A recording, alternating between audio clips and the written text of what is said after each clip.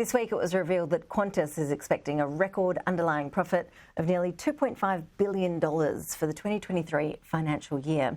Joining us live is Geoff Thomas, the Editor-in-Chief of airlineratings.com. Geoff, good to see you as always. Thank you. A lot of passengers probably looking at this news, wondering why Qantas can't just take a sliver off that huge profit and be a bit more generous with lower airfares. Well, look, yes, I'm sure that lots of flyers, including me, would ask that question as well, as would flyers with virtually every airline in the world, because airfares globally have been very high, and that's all about the shortage of capacity. There's fewer cheap seats because there simply isn't the capacity, and the airline industry is taking a long time to get that capacity back. A number of airlines are not flying to Australia anymore, or if they are flying to Australia, limited number of seats.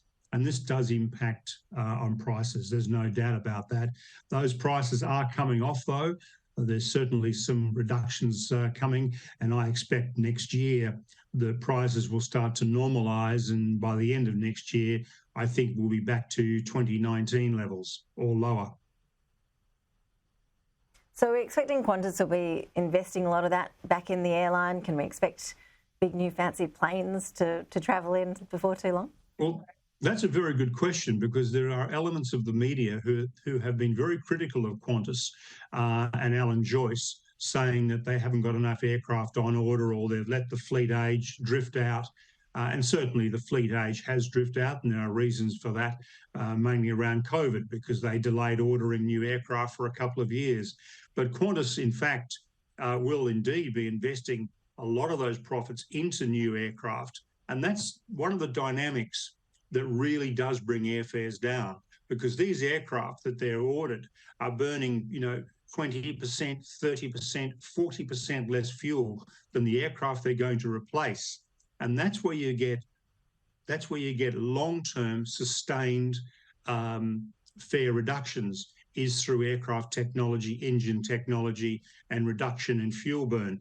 And that's going to become more and more important as we go forward. So yes, we need Qantas to make these solid profits so they can invest in new aircraft. And that's a very important factor. And does the big profit mean that we can expect a bit more reliability as well from the airline? I mean, look, Jetstar seems to be the worst. As in April, 40% of Jetstar's arrivals and departures experienced delays. Around 600 flights were cancelled. Do big profits translate into more reliability, do you think? Oh, look, indeed they will. And also a part of the equation is the airline industry is broken after COVID, and it's taking a long time to put it back together again. Going into COVID, the airline industry was a very well-oiled machine that had been evolved over decades and decades of experience. COVID absolutely devastated the industry. And what's probably not understood is that the airline industry and related industries like tourism, 46 million people lost their jobs around the world. And, putting it all back together is taking a long time. And reliability is certainly one of the things that's been affected severely by this. But it is getting better, albeit slowly. And again, I think that it's another 12 months before we get the reliability that we have come to expect from our airlines over the years. Big profits often lead to big salaries and big bonuses for executives. Is it fair enough that Vanessa Hudson is going to be getting a salary that's way below Alan Joyce's pay packet?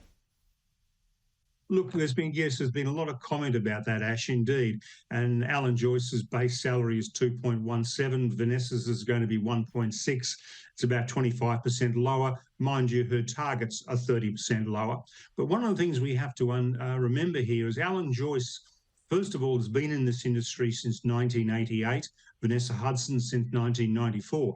Now, Vanessa is really a very, very good operator, and she will make a great CEO of Qantas. But one of the things that Alan Joyce, why he commands a higher salary, is that he started Jetstar. Now, he did something that no other airline in the world was able to do, and that's start a low-cost carrier within a high within a legacy carrier, Qantas. And a number of CEOs around the world said it can't be done. A number have tried it and failed.